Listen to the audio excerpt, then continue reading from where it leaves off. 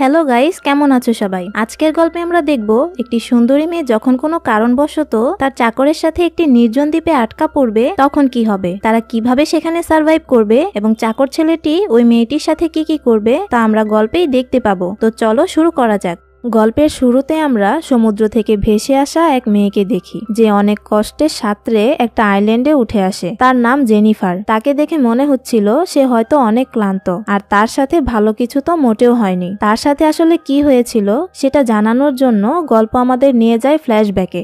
আমরা দেখি চারজন লোক সমুদ্র ট্রিপে যাওয়ার জন্য তৈরি হচ্ছে। এদের মধ্যে জেনিফার ও জ্যাক নামের দুই দম্পতিকে আমরা দেখি। এখানে জ্যাক ভীষণ বড় লোক, আর বাকি দুজন বন্ধু বিল ও গেল। জ্যাক নিজেদের জন্য একটি প্রাইভেট বোট ভাড়া করে। ক্যাপ্টেন সবাইকে ওয়েলকাম জানায় এবং তাদের প্রাইভেট বোটে নিয়ে যায়। তখনই আমরা ম্যানুয়েল নামের এক ছেলেকে দেখি, যার কাজ হলো বোট থেকে যারা ট্রিপে যাবে তাদের সব দিক দিয়ে ভালোভাবে খেয়াল রাখা। এবার ম্যানুয়েল যখন ওদের লাগেজ আনতে যাচ্ছিল তখনই ওর গার্লফ্রেন্ড মারিয়া সেখানে এসে হাজির হয়, আর সে রেগে গিয়ে বলে, আমি তোমার বাচ্চার মা হতে চলেছি, তোমাকে আমার সাথেই বিয়ে করতে হবে। বাকিরা সবাই দাঁড়িয়ে তাদের কাণ্ড কারখানা দেখছিল, কিন্তু কেউ কিছু বলছিল না। তখন ম্যানুয়েলও রেগে গিয়ে বলে, বাচ্চাটা আমার হতেই পারে না, আর আমি কোনোদিনও এই বাচ্চাকে নিজের বলে মানব না। এটা শুনেই মারিয়া ওকে কষে একটা চড় দেয়, আর সে উত্তরে তাকেও একটা চড় মেরে বসে। এতে মারিয়া আরো বেশি রেগে যায় আর চলে যেতে যেতে হুমকি দেয়, এটার জন্য তোকে খুব বড় মূল্য দিতে হবে। তারপর সবাই নিজেদের ট্রিপের জন্য রওনা দেয়।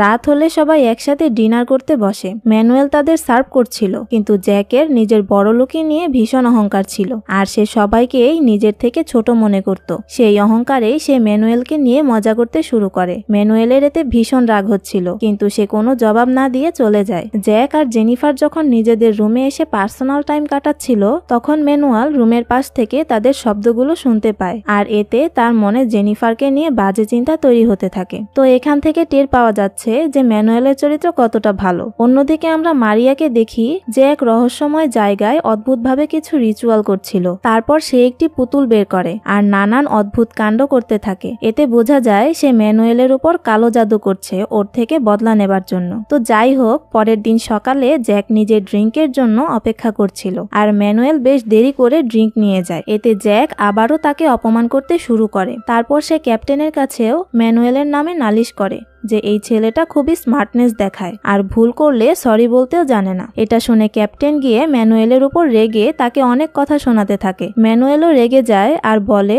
ওই লোকটা টাকার জোর দেখায়, সেই কারণেই এভাবে আচরণ করে। ক্যাপ্টেন বলে, যদি সহ্য করতে না পারো তাহলে তোমাকে পরের পোর্টের দিকে নামিয়ে দেওয়া হবে। ক্যাপ্টেনের বউ ম্যানুয়েলকে শান্ত করার চেষ্টা করে, কিন্তু সে বলে, আজ থেকে আমি এখানে আর কাজ করব না। এটা বলে সে রেগে চলে যায়, আর চলে যেতে যেতে একটা রুমাল ছুঁড়ে ফেলে দেয়, যা গিয়ে সোজা গ্যাসের চুলার উপর পড়ে। এর ফলে যা হবার তাই হয়, সেখানে আগুন ধরে যায়। তখন কিচেন পুরো ফাঁকা ছিল, তাই কেউই খেয়াল করে না, আর ধীরে ধীরে আগুন পুরো বোটে ছড়িয়ে পড়তে শুরু করে। বাকিরা হঠাৎ ধোঁয়া দেখে বুঝতে পারে কোথাও আগুন লেগেছে। ক্যাপ্টেন দৌড়ে এসে আগুন নেভানোর চেষ্টা করে, কিন্তু ততক্ষণে আগুন এতটা বেড়ে গিয়েছে যে সেটা নিয়ন্ত্রণ করা অসম্ভব হয়ে যায়। তারপর সবাই দ্রুত বোট ছেড়ে লাইফ বোটে উঠে পড়ে, আর কিছুক্ষণ পরই বোটটা বিস্ফোরণে উড়ে যায়। এভাবেই সময় চলে যায় আর রাত হয়ে যায়। রাতে সমুদ্রে ভয়ানক ঝড় ওঠে, আর এতে সবাই আলাদা আলাদা দিকে ছিটকে পড়ে। এরপর গল্প আবার প্রেজেন্ট টাইমে ফিরে আসে, যেখানে আমরা দেখেছিলাম জেনিফার নিজের প্রাণ বাঁচিয়ে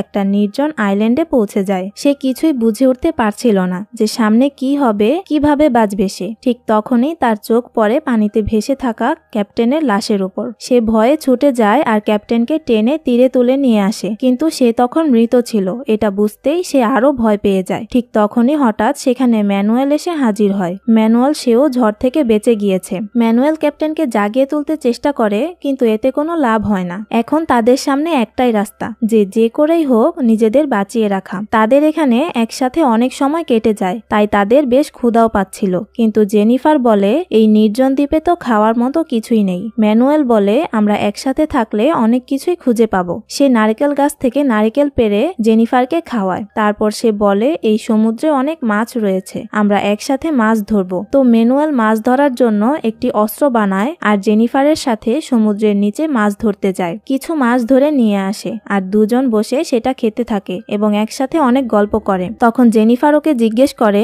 আমরা এখান থেকে কি করে বের হব? ম্যানুয়েল বলে, কেউ না কেউ তো আমাদের খুঁজতে খুঁজতে একদিন এখানে নিশ্চয়ই পৌঁছবে। ততদিন পর্যন্ত আমাদের কোনোভাবে শুধু বেঁচে থাকতে হবে। তারপর দুজন মিলে নারকেলের ডালপালা দিয়ে একটা শেল্টার বানায়, যাতে মাথা গোজার একটা জায়গা হয়। আর আইল্যান্ডে যতটুকু যা খাওয়ার মতো জিনিস মিলে সবই তারা দুজনে ভাগাভাগি করে খায়। এভাবে ধীরে ধীরে দুজনের মধ্যে ভালো একটা সম্পর্ক হয়ে যায়। আর এই আইল্যান্ডে তারা যেভাবে করে হোক নিজেদের বাঁচিয়ে রাখার চেষ্টা করতে থাকে। ধীরে ধীরে 2 দিন কেটে যায়। তৃতীয় দিনে ম্যানুয়েল যখন মাছ ধরতে যাচ্ছিল তখন সে জেনিফারকেও যেতে বলে। দুজনে পানির মধ্যে নামে। তখন জেনিফার তাকে প্রশ্ন করে, তুমি ওই মেয়েটাকে মারলে কেন? ম্যানুয়েল বলে, ওই মেয়েটা পাগল ছিল আর সে আমাকে নানাভাবে বিরক্ত করত। এসব বলতে বলতে দুজনের মধ্যে একটু মনোমালিন্য হয়ে যায় আর জেনিফার রাগ করে তীরে ফিরে আসে। তবে রাতে ম্যানুয়েল এসে ওর কাছে ক্ষমা চেয়ে নেয়। পরের দিন সকালে ম্যানুয়েল একাই মাছ ধরতে যায়, কিন্তু দূরে গিয়ে সে হঠাৎ এক পাথরের কাছে জ্যাককে খুঁজে পায়। সে তখনও বেঁচে আছে,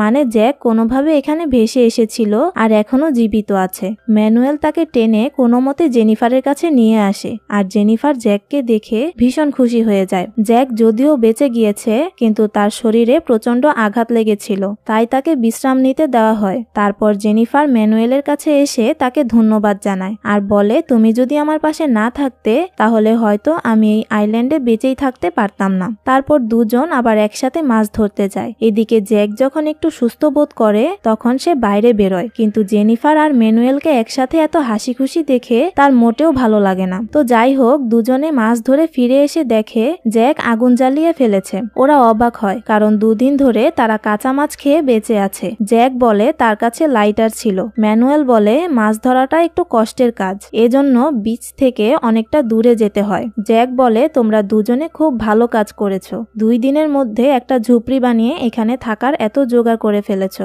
আসলে জ্যাক তাদের সন্দেহের কণ্ঠে এসব বলছিল। এভাবে দিন কেটে যেতে থাকে। ম্যানুয়েল আর জেনিফার নিয়মিত একসাথে মাছ ধরতে বেরোয়। জ্যাক সুস্থ না থাকায় বিশ্রামেই থাকে, কিন্তু তাদের দেখে জ্যাকের ব্যবহারে বদল আসতে শুরু করে। তার সন্দেহ হয় এই 2 দিন যখন সে ছিল না তখন নিশ্চয়ই ওদের মধ্যে কিছু একটা হয়েছে। সে জেনিফারকে এই বিষয়ে জিজ্ঞেস করে যে, যখন আমি এখানে ছিলাম না তখন কি তোমরা কিছু করেছিলে? জেনিফার তার এই কথায় বেশ কষ্ট পায়। সে বলে সে কিছুই করেনি, কিন্তু জ্যাকের সন্দেহ তো দূর হয় না, বরং সে ম্যানুয়েলের উপর চড়তে থাকে। ম্যানুয়েল তার উপর হওয়া সন্দেহের ব্যাপারে জানতে পারে আর সে জেনিফারকে বলে, মিথ্যে অপবাদ সাথে না নিয়ে আমরা চাইলে এটাকে সত্যিও করতে পারি। মানে সে জেনিফারকে বাজে প্রস্তাব দেয়, কিন্তু জেনিফার তার কথাগুলোকে ইগনোর করে। একদিন এসব নিয়ে জ্যাক ও ম্যানুয়েলের মধ্যে ঝগড়া বাঁধে। জ্যাক বলে, আমার বউয়ের থেকে দূরে থাকো আর আমি চাই না তুমি আমাদের সাথে থাকো। তোমার জন্য আমাদের মাঝে অনেক সমস্যা দেখা দিয়েছে, তাই আজ থেকে তুমি আলাদা থাকবে। বেশি চালাকি করলে এখান থেকে বেরোনোর পর তোমার জীবন বরবাদ করে দেব।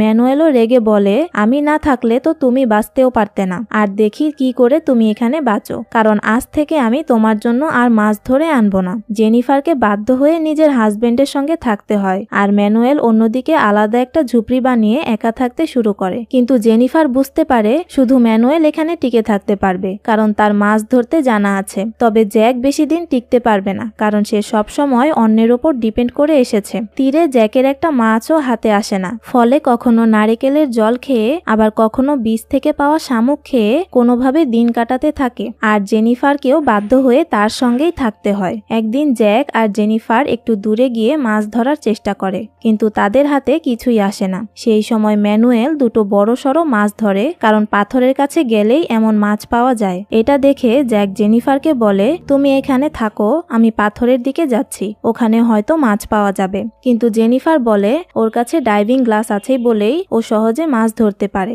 তুমি গ্লাস ছাড়া কিছুতেই ধরতে পারবে না। কিন্তু জ্যাক শোনে না, সে একাই চলে যায়। জেনিফারের হাতে একটা স্নেইল লেগেছিল, সেটা সে না চাইতেও খাওয়ার চেষ্টা করে। অন্যদিকে ম্যানুয়েল আরামে বসে মাছ খাচ্ছিল। হঠাৎ করে তার চোখে পড়ে জেনিফারের দিকে। সে ভীষণ ক্ষুধার্ত ছিল। ম্যানুয়েলের মাথায় একটা দুষ্টু প্ল্যান আসে। সে তাকে ডেকে বলে, এসো একটু খেয়ে নাও, কিন্তু জেনিফার না করে, কারণ জ্যাক জানতে পারলে রাগ করবে। ম্যানুয়েল বলে, তুমি টেনশন করো না, আমি কথা দিচ্ছি জ্যাককে কিছুই বলবো না। এটা শুনে জেনিফার রাজি হয়ে যায় আর সেখান থেকে মাছ খেতে শুরু করে। খাওয়ার সময় ম্যানুয়েল ফ্লার্ট করতে করতে বলে, তুমি তো ভীষণ সুন্দরী, প্রথম দিন থেকেই তোমাকে আমার ভীষণ ভালো লেগেছে। আমি কখনো বুঝতেই পারিনি যে তুমি এই টাকলুর সঙ্গে কেন বিয়ে করলে। জেনিফার হাসতে হাসতে বলে, ওটা এক লম্বা স্টোরি। তারপর জেনিফার যাওয়ার সময় সে ম্যানুয়েলকে হালকা করে একটা কিস করে দেয়। এতে ম্যানুয়েলের মনে এক অদ্ভুত অনুভূতি জেগে ওঠে আর সে তার মনে আরো কিছু দুষ্টু প্ল্যান করতে থাকে। ওদিকে আমরা জ্যাককে দেখি, ওর হাতে কিছু মাছ লেগেছে যেগুলো আসলে বিষাক্ত ছিল, কিন্তু সে এসব কিছুই জানতো না আর সেগুলো নিয়ে ফিরে আসে। জেনিফার আগুন জ্বালিয়ে মাছ রান্না করার প্রস্তুতি নিতে থাকে। ঠিক তখনই ম্যানুয়েল এসে বলে, ওই মাছগুলো খেও না, এগুলো বিষাক্ত। এটা শুনে জ্যাক রেগে যায়, কিন্তু ম্যানুয়েল এসব বিষাক্ত মাছ সম্পর্কে ভালো জানতো, তাই তারা দুজনে আবার তীরের কাছে গিয়ে সি ক্র্যাব ধরতে শুরু করে। একদিন জ্যাক দেখে ম্যানুয়েল তাদের আগুন চুরি করার চেষ্টা করছে। সে রেগে গিয়ে বলে, আমাদের আগুন চুরি করার সাহস কি করে হলো তোমার? আগুনে সেকে মাছ খাবো শুধু আমরা দুজন, কারণ লাইটারটা শুধু আমার কাছে আছে। এটা বলে সে মাটি দিয়ে আগুন নিভিয়ে দেয়। এতে দুজনের মধ্যে মারামারি লেগে যায় আর তারা রাগে একে অপরকে মারতে থাকে। তখন জেনিফার মাঝখানে এসে তাদের থামানোর চেষ্টা করে। জ্যাক তখন ম্যানুয়েলকে বলে, আমার সামনে তোর কোনো দাম নেই, তোর মতো লোকেরা আমার চাকর হবারও যোগ্য না। তুই আগুন চুরি করেছিস, তাই শাস্তি হিসেবে তোর মাছ আমি নিয়ে যাব। আর আমি জানি তোর বাজে নজর আমার স্ত্রীর ওপর রয়েছে, কিন্তু তুই ওকে কখনোই পাবি না। ম্যানুয়েলও রেগে বলে, তোমাদের মতো লোকেরা কারো ভরসা ছাড়া চলতেই পারে না, আর এখানে তোমার কোটি টাকার সম্পত্তি কোনো কাজেই আসবে না। এভাবে ধীরে ধীরে জ্যাকের অবস্থা আরো খারাপ হতে থাকে। ক্ষুধা তৃষ্ণা আর সহ্য হচ্ছিল না। সে বুঝে যায় বাঁচতে হলে তাকে নিজে নিজেই মাছ ধরতে শিখতে হবে।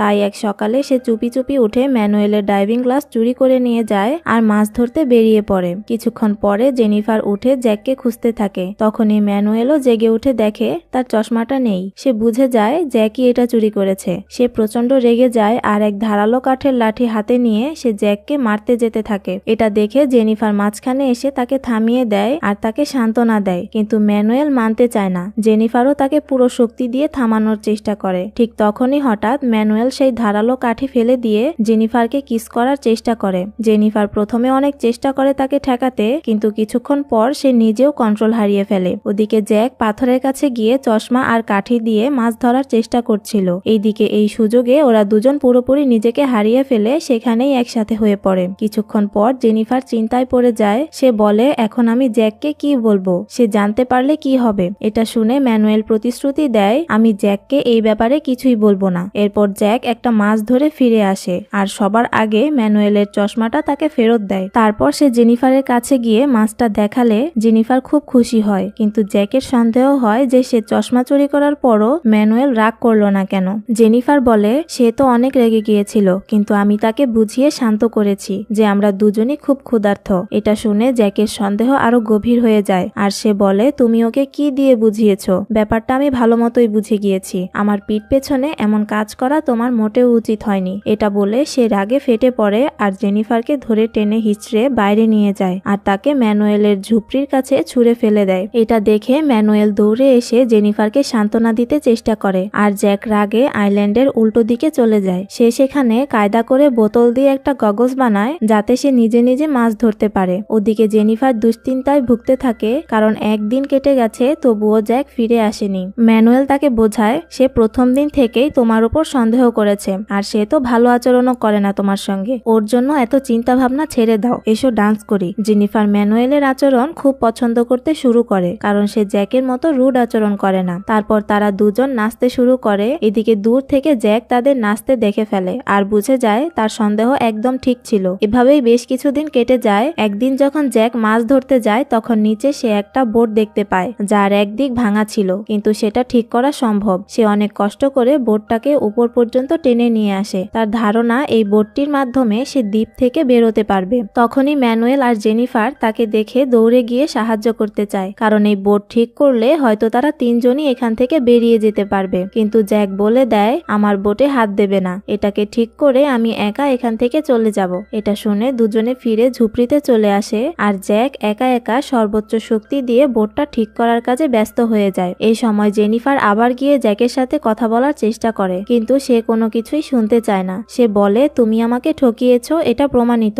আজ থেকে আমাদের মধ্যে কোনো সম্পর্ক নেই। বোট ঠিক হলেই আমি এখান থেকে চলে যাব। সেই রাতেই জেনিফার ম্যানুয়েলকে সব কথা খুলে বলে। সে বলে, জ্যাক একেবারে পাগল হয়ে গিয়েছে।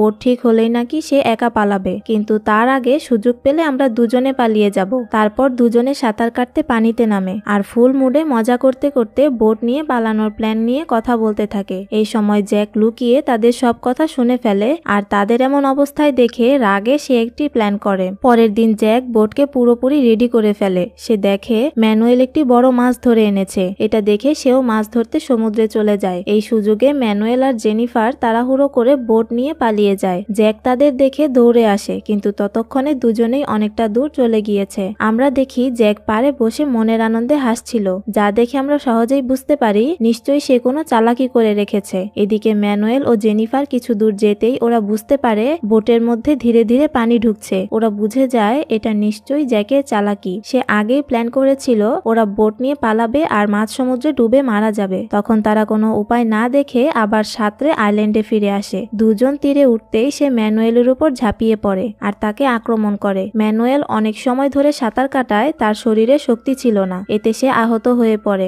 জেনিফার তাকে বাঁচানোর চেষ্টা করে আর ম্যানুয়েল কোনো মতে সেখান থেকে পালিয়ে যায়। রাতে জ্যাক জেনিফারকে বেঁধে রাখে এবং ম্যানুয়েলকে মারার জন্য লাঠির আগায় ছুরি লাগিয়ে তীক্ষ্ণ অস্ত্র বানায়। জ্যাক ভাবে জেনিফারকে বাঁচাতে ম্যানুয়েল এখানে আসলে সে তাকে মেরে ফেলবে। জেনিফার ভীষণ অসহায় ছিল, সে কিছুই করতে পারছিল না। ঠিক তখনই হঠাৎ ম্যানুয়েল এসে জ্যাকের উপর আক্রমণ করে আর দুজনের মধ্যে মারামারি শুরু হয়। এই সুযোগে জেনিফার নিজেকে বাঁধন থেকে মুক্ত করে আর জ্যাকের উপর হামলা করে। এখানে দুজনেই জ্যাকের হাত থেকে পালিয়ে যায়। আর অন্যদিকে ম্যানুয়েলের গার্লফ্রেন্ড মারিয়া কালো জাদুর শেষ ধাপটা সম্পূর্ণ করেছিল। জ্যাক তাদের দুজনকে মারতে তাড়া করে আর তারা দৌড়াতে দৌড়াতেই এক গাছের উপর গিয়ে লুকিয়ে পড়ে। কিন্তু জ্যাক তাদের খুঁজতে খুঁজতে সেখানেও পৌঁছে যায় আর সেই ধারালো বর্ষার মতো অস্ত্রটা ছুঁড়ে ম্যানুয়েলের উপর আক্রমণ করে। এতে ম্যানুয়েল গাছ থেকে নিচে পড়ে যায় আর জ্যাক তাকে শেষ করে দেওয়ার জন্য এগিয়ে আসে। ঠিক তখনই জেনিফার জ্যাকের উপর ঝাঁপিয়ে পড়ে আর ম্যানুয়েলকে বাঁচানোর জন্য তার সাথে লড়াই শুরু করে।